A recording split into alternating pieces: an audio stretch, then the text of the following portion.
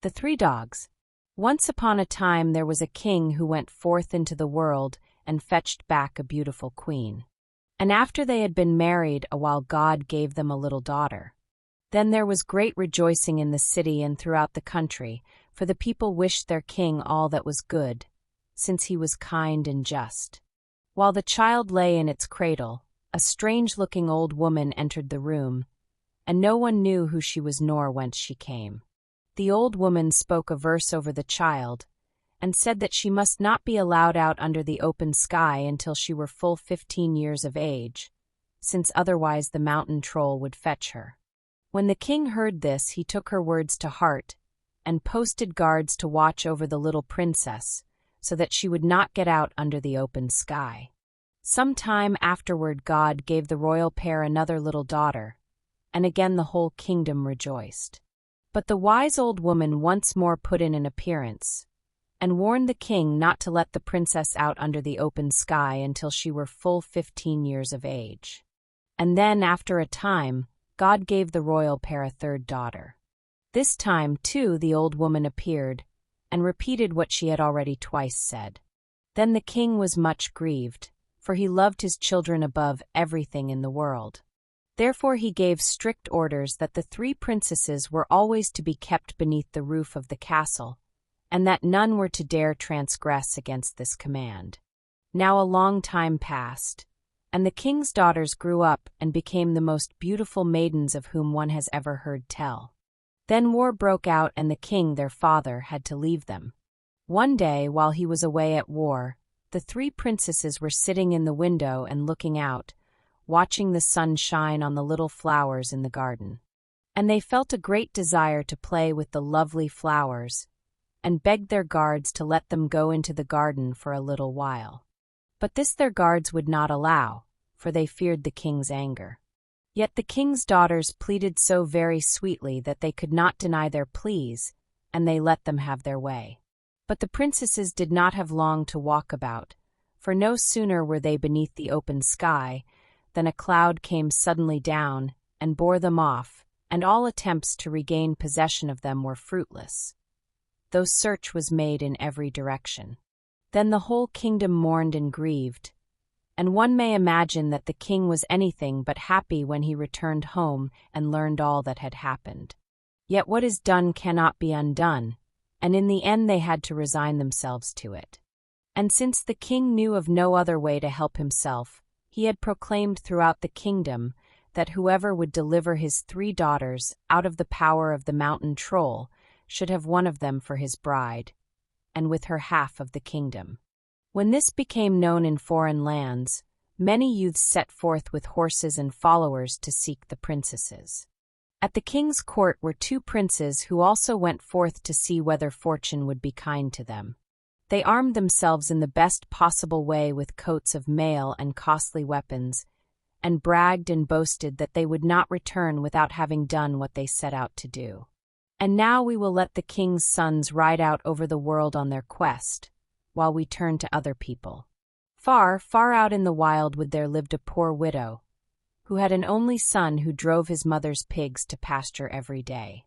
And as he crossed the fields, he whittled himself a flute, and amused himself playing it. And he played so sweetly that he warmed the cockles of the hearts of all those who heard him. Now it chanced that the young swineherd once sat in the wood blowing his flute, while his 3 pigs were digging under the pine roots. And an old man came along, with a beard so long and so broad that it hung far below his girdle. The old man had a large, powerful dog with him. When the youth saw the great dog, he thought to himself, if a fellow had a dog like that to keep him company here in the wilderness, he might consider himself lucky. And when the old man noticed this, he began, "That is why I have come, for I want to exchange my dog for one of your pigs." The youth was at once willing and closed the bargain. He received the great dog and gave up the gray pig in place of it. Then the old man went his way. But as he left he said, "You have reason to be satisfied with our exchange, for that dog is not like other dogs. His name is Take Hold, and whatever you tell him to take hold of he will seize, even though it were the grimmest of trolls." Thereupon they parted, and the youth thought that fortune had indeed favored him. In the evening he called his dog and drove his pigs home. But when his old mother heard that he had given away the gray pig for a dog, she was angry beyond measure, and gave her son a good drubbing.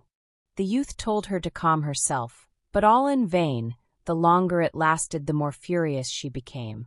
Then, since he did not know what else to do, he called out to his dog, "Take hold." At once the dog ran up, seized the old mother, and held her so tightly that she could not move. But otherwise he did her no harm. And now she had to promise her son to make the best of the matter, and then they were friends once more.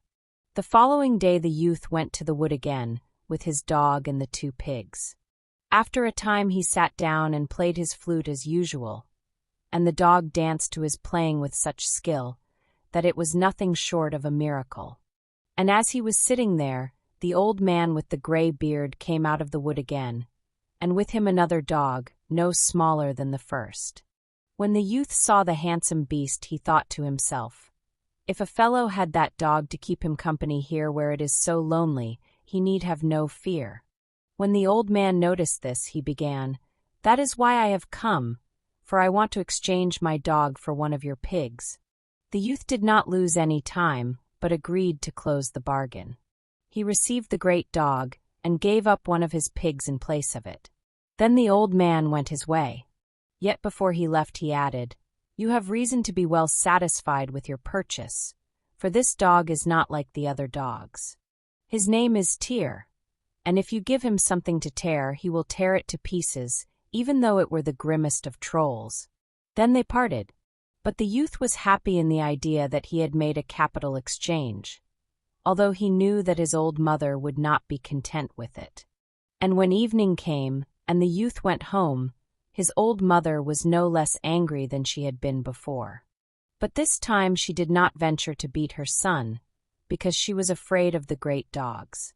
Yet, as is usual, when women have scolded long enough, they stop of their own accord, and that is what happened in this case. The youth and his mother made peace with each other, though the mother thought to herself that the damage done could not well be repaired. On the 3rd day the youth went into the wood again with his pig and 2 dogs. He felt very happy, seated himself on a tree stump, and played his flute as usual. And the dogs danced to his playing with such skill that it was a pleasure to watch them. As the youth was sitting there in peace and quiet, the old graybeard once more came out of the wood. This time he had a 3rd dog with him, who was as large as both the others together.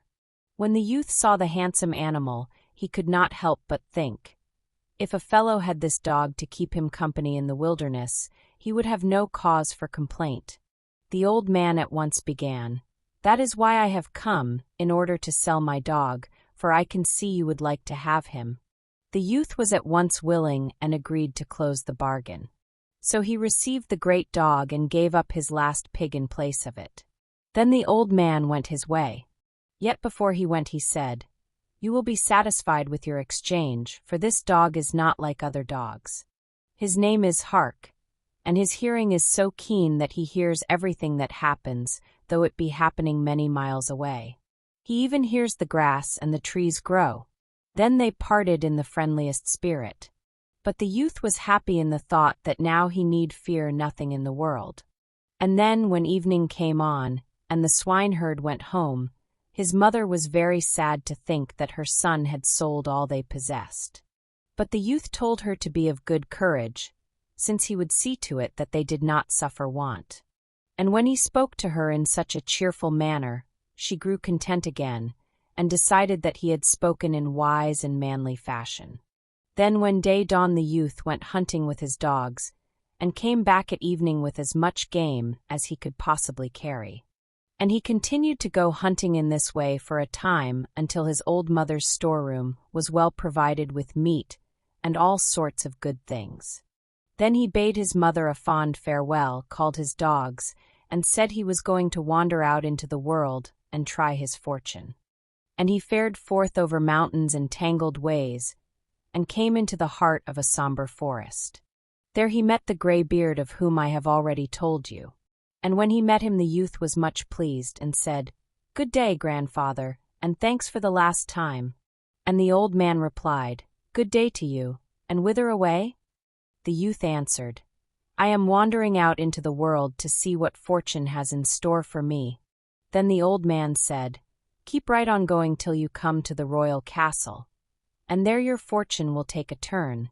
And with that they parted. The youth followed the old man's advice, and for a time wandered on straight ahead. When he came to a tavern he played his flute and let his dogs dance, and was never at a lack for bed and board, and whatever else he might want. After he had wandered long and far, he at length came to a great city, whose streets were filled with people. The youth wondered what it all meant, and at last reached the spot where, to the sound of bell, the king's proclamation was being cried, that whoever should deliver the 3 princesses out of the power of the troll would receive one of them and half the kingdom as well. Now he understood what the old man had meant. He called his dogs and went to the king's castle. But there all had been grief and mourning since the day the king's daughters had disappeared. And of them all the king and queen were the most sorrowful. Then the youth went to the keeper of the door, and asked him whether he might play and show his dogs before the king. The courtiers were willing, for they hoped it might make him feel more cheerful. So he was admitted and allowed to show his tricks. And when the king had heard him play, and had seen the skillful dancing of his dogs, he grew quite merry, and none had seen him as happy during all the 7 long years that had passed since he had lost his daughters. When the dance was over, the king asked the youth what he asked as a reward for having given him such a pleasure. The youth answered, "My lord king, I did not come to you to win gold and gear. But I have another request to make, that you allow me to set out and search for your 3 daughters, carried away by a mountain troll." When the king heard this his thoughts once more grew gloomy, and he replied, "You need not even think of delivering my daughters. It is no child's play, and your betters have already attempted it in vain. Yet should it really come to pass that you deliver one of the princesses, you may be sure that I will not break my word." So he took leave of the king and set forth. And he decided to take no rest until he had found what he sought. Now he passed through many broad kingdoms without meeting with any special adventures. And wherever he went his dogs followed him. Hark! Ran along and listened for anything worth hearing to be heard around them. Take hold! Carried his master's knapsack, and Tear, who was the strongest, carried his master when the latter was weary. One day Hark came running up hastily, and told his master that he had gone to a high mountain, and had heard the king's daughter, who sat within it in span, and that the troll was not at home. This greatly pleased the youth, and he hurried toward the mountain together with his 3 dogs. When they got there Hark said, "There is no time to lose. The troll is only 10 miles away, and I can already hear the golden horseshoes of his steed ringing on the stones." The youth now ordered his dogs to break down the door into the mountain, and they did. And as he stepped into the mountain he saw a lovely maiden, sitting in the mountain hall, winding a golden thread on a golden spindle. The youth went up and greeted the lovely girl. Then the king's daughter was much surprised and said, "Who are you that dare to venture into the giant's hall? During all the 7 long years I have been sitting here in the mountain, I have never yet seen a human being." And she added, "For heaven's sake hasten away before the troll returns home, or else your life will be forfeit." But the youth was unafraid, and said that he would await the giant's return without fear. While they were talking together, the giant came riding along on his colt shod with gold. When he saw the gate standing open he grew furiously angry and shouted till the whole mountain shook, "Who has broken my mountain door?" The youth boldly answered, "I did, and now I shall break you as well. Take hold, seize him. Tear, and Hark, tear him into 1,000 pieces." No sooner had he spoken than the dogs rushed up, fell upon the giant, and tore him into countless pieces. Then the princess was happy beyond measure and said, "God be praised, now I am freed." And she fell upon the youth's neck and gave him a kiss. But he did not wish to stay there any longer, saddled the giant's colt, loaded it with all the gold and gear he found in the mountain, and hastily went away with the king's beautiful daughter. They passed on together a long distance. Then, one day, Hark, who always ran ahead scouting, came quickly back to his master, and told him he had been near a high mountain, and had heard the king's second daughter sitting within it winding golden yarn, and that the troll himself was not at home. This was very welcome news for the youth, and he hurried toward the mountain with his faithful dogs. Now when they drew near, Hark said, "There is no time to lose. The giant is only 8 miles away, and I can already hear the golden horseshoes of his steed ringing on the stones." The youth at once ordered his dogs to break down the door into the mountain, no matter which way. And when he stepped into the interior of the mountain, he saw a lovely maiden sitting in the mountain hall, winding golden yarn on a golden windle. The youth went up and greeted the lovely girl. The king's daughter was much surprised and said, "Who are you that dare to venture into the giant's hall? During all the 7 years I have been sitting here in the mountain, I have never yet seen a human being." And she added, "For heaven's sake, hasten away, for if the troll comes your life will be forfeit." But the youth told her why he had come, and said that he would await the troll's return quite undisturbed. While they were still talking together, the giant came riding on his steed shod with gold, and drew up outside the mountain. When he noticed that the great door was open, he grew furiously angry, and shouted till the mountain trembled to its very roots. He said, "Who has broken my mountain door?" The youth boldly answered, "I have, and now I shall break you as well. Take hold, seize him. Tear, and hark, tear him into 1,000 pieces." The dogs at once rushed up, threw themselves upon the giant, and tore him into as many pieces as leaves fall in the autumn. Then the king's daughter was happy beyond measure and cried, "God be praised, now I am freed," and she fell upon the youth's neck and gave him a kiss. But he led the princess to her sister, and one can imagine how glad they were to see each other again. Then the youth packed up all the treasures he found in the mountain hall, loaded them on the giant's steed, and went his way with the king's 2 daughters. And they wandered along for a long time.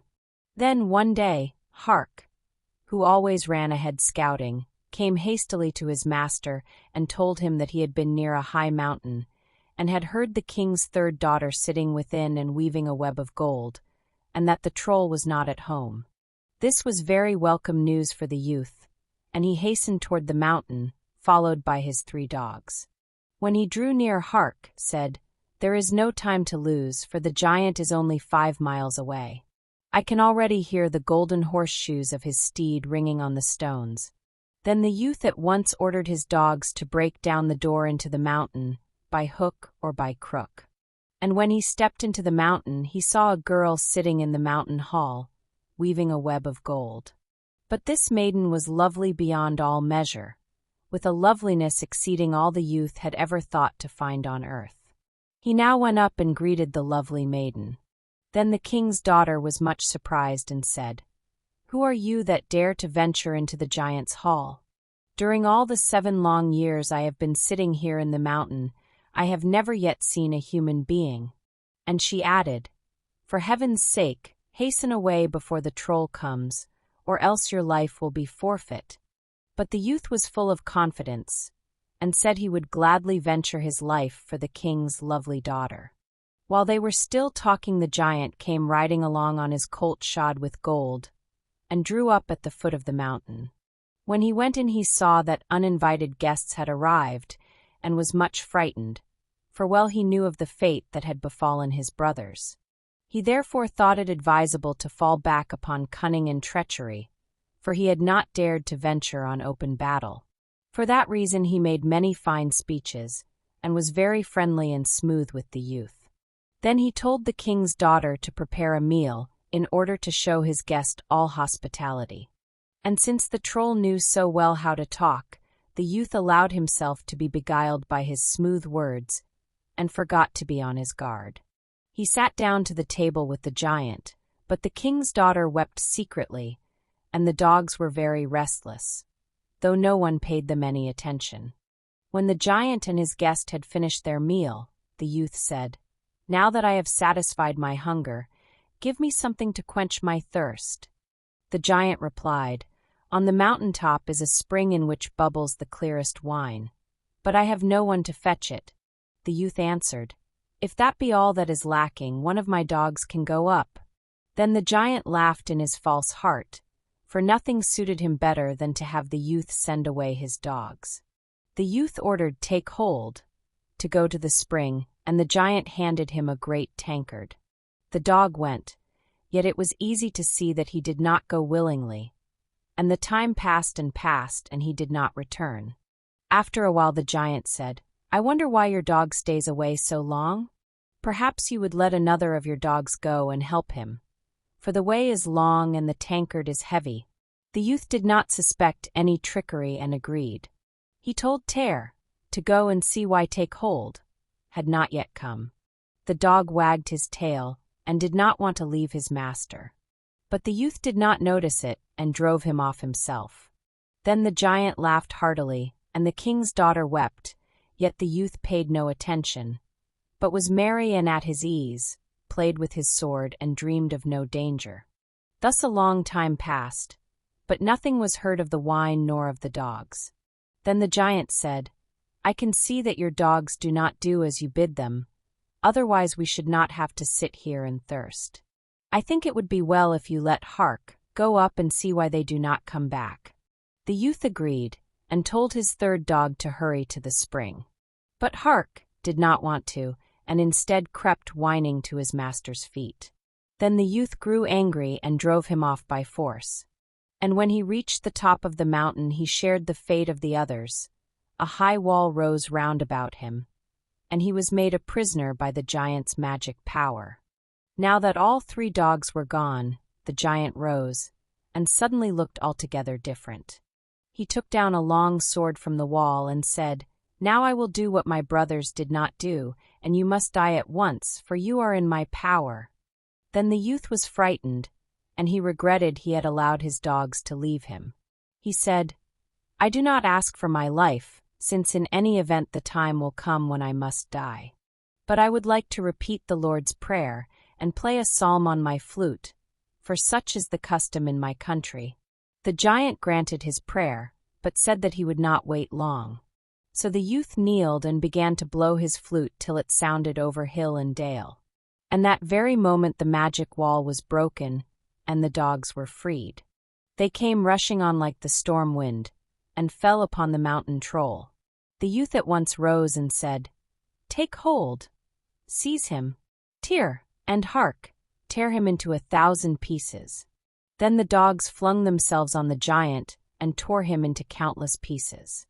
Then the youth took all the treasures that lay in the mountain, hitched the giant's horses to a gilded wagon, and drove off as fast as he could. Now when the king's daughters met again there was great joy, as may well be imagined, and all thanked the youth for delivering them out of the power of the mountain trolls. But the youth fell deeply in love with the youngest princess, and they promised to be true to each other.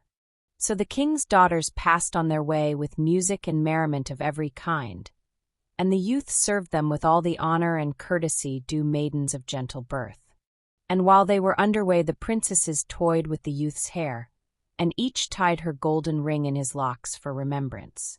One day while they were still under way they met 2 wanderers who were traveling the same road. The clothes of the 2 strangers were torn and their feet were sore, and their whole appearance showed that they had a long journey behind them. The youth stopped his wagon and asked them who they were and whence they came.